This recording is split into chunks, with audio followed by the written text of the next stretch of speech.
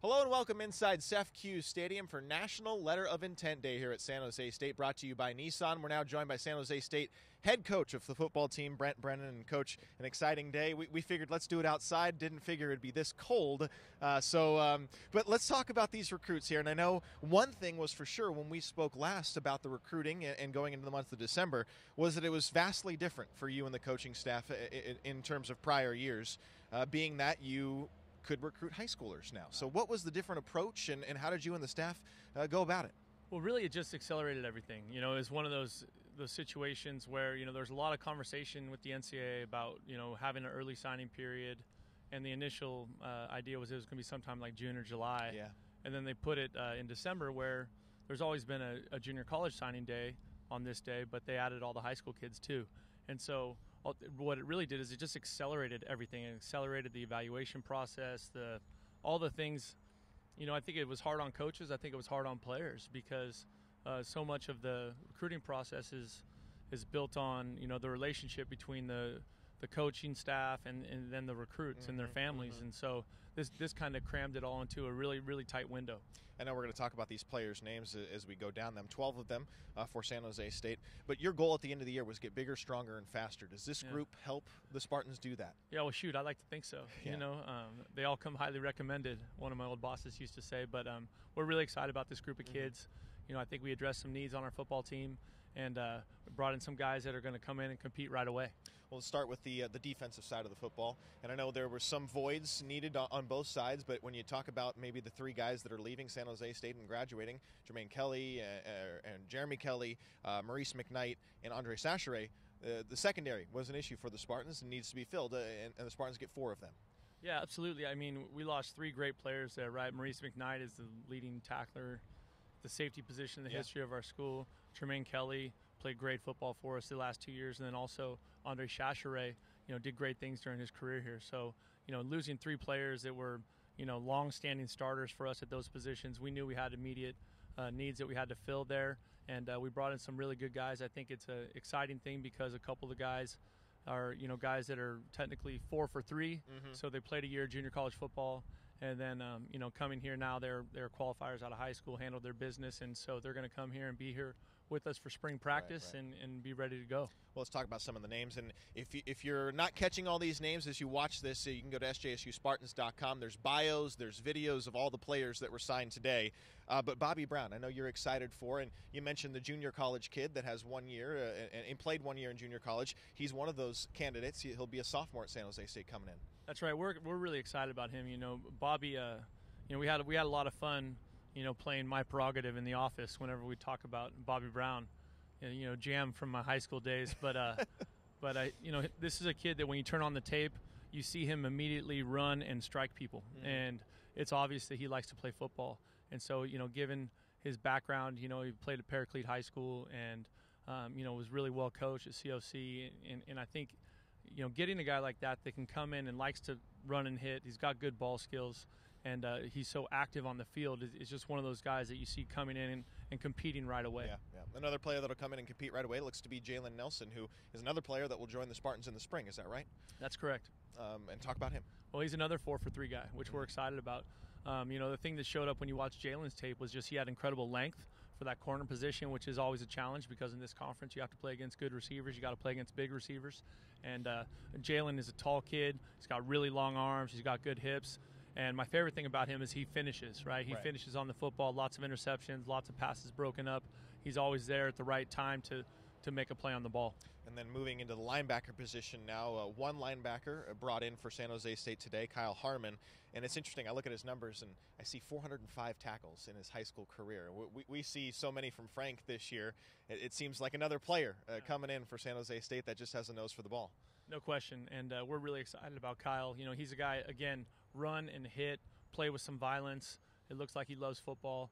He's really a serious kid. He's a great academic student. So there's just so many things with him that we're like, okay, this is our kind of guy. He takes school seriously.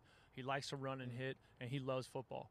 Well, and Coach, what is the process with you and the coaching staff to identify, all right, we need this position, we need this type of player, but how do you know whether to go for a high school kid or a junior college transfer? Where's that balance? Well, it's tricky, right? Because we've all seen, true freshmen come in and play really well. We had some true freshmen do that this year, and then there's also situations where you feel like you might need a little more maturity.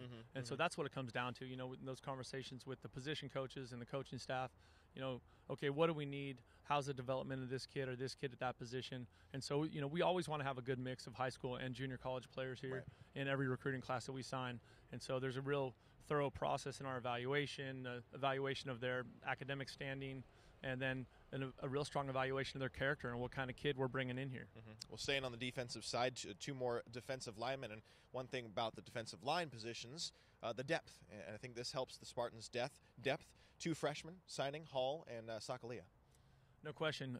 Our depth was the death of us at times this season. But, both those guys, my favorite part about that is that they're both local kids, and we didn't talk about Charlie Bostic either, We're really excited about Charlie coming from Valley Christian. They've had just a great history of great football at that school, and, he's a guy that can really run, change direction. We're so excited. He's another guy with length for that corner position to match up on those tall receivers in this conference. But switching to Dimitri and Cade, both those guys, really explosive. I think Cade is going to continue to grow and develop. He's a real serious academic kid, takes that part of his life very seriously. He saw the value in the San Jose State education and being in Silicon Valley and the benefit of beyond football. And so, both those kids, we're so excited about them coming here. Dimitri's from Menlo Atherton High School, right? Another Bay Area kid. Right. And so that, that's really important that we do a good job evaluating the Bay Area kids. And we understand we're not going to get them all. We understand that. There's lots of people that recruit the Bay Area really hard, but we got to be involved with those kids, and we got to evaluate them and see if they fit our program, and then be as aggressive as we can recruiting them. Well, and I feel like that position in general, you just need to bring in guys that have the body type already and then build off of that rather than to try and add weight to a player at the defensive line. And both guys 6'3", over 230 already. You can tell that these guys are built for those types of positions. Well, no question, right? And if you look at both of their gene pools, they both come from families of tall people. Obviously Cade's dad was an NFL player, and, there's just a lot of, redeeming qualities with both these kids, being local, being big, being physical. We had a great home visit with Dimitri and his family. We had his mother with the virtual reality headset on, reaching around the living room, and his little nephew was signaling touchdown with the headset on. So we had a lot of fun recruiting those guys, and I haven't talked much about it yet, but just our coaching staff, I thought, did an incredible job, through the grind of the season. And, I mentioned the evaluation process moving up, but that evaluation process and the recruitment of these kids is now happening a lot more during the season. Right. And so you're getting ready for a game, and you got a game plan to put together and stuff to teach, but then you also have, these kids that you got to get on the phone with and get to recruit and get to know and build that relationship. Just adds another element to the coaching staff, right? All right, well, let's move to offense now. And I know 4 offensive linemen for the Spartans depart as well. So you have to address that. And the Spartans did. 4 different offensive linemen brought in, 3 freshmen and a junior. Maybe talk about that group as a whole. And I was looking at it, 6'4", 286 is the average height and weight of the 4 brought in. Yeah, absolutely. I mean, we were looking to bring some big people into that group. And so, Coach Bernardi and the rest of the staff, did a great job of kind of identifying those kids and then going after them hard. I'm really excited because I think it's hard to sign 4 offensive linemen in any recruiting class if you have the normal time period. But obviously Coach Bernardi, Coach Souter, everybody did a great job. Coach Cummings identifying those guys, and Coach Siamalo, from the various high schools in the regions those guys are responsible for. And then getting to know their families. They all come from great families. Parents are awesome. We had a lot of them come on official visits, which has kind of changed in the last few years. It's much more common. The NCAA now allows for parents to come on official visits, which is really important because those parents need to know, the coaching staff. They need to know the city. They need to know the school. They need to get a feel for what's happening, wherever their kid is going. So I think, our official visits went really well with those 4 big guys. And, like you said, 6'4", 285 is a good place to start. It's a need, though, yeah, right? No question. Yeah. Well, and you mentioned character, and I think that is a big part of it when you go recruiting.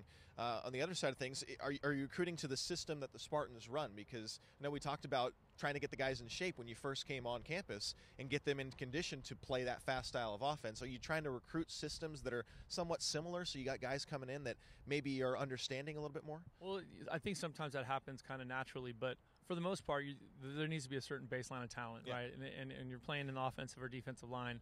They need to be big enough. They need to be tall enough.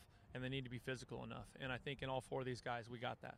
Well, then finally, we'll talk about the lone wide receiver, Mr. Nunn, brought in, and He's another a special one. He is, because you look at the videos that the Spartans posted this morning, and all I see him is playing quarterback. It looks like, but they list him as an athlete, right? Which I always love to see, because you can play him anywhere, it seems like. But talk about him, and the Spartans seem like they're going to use him as a wide receiver, but he's got all sorts of skills. He does.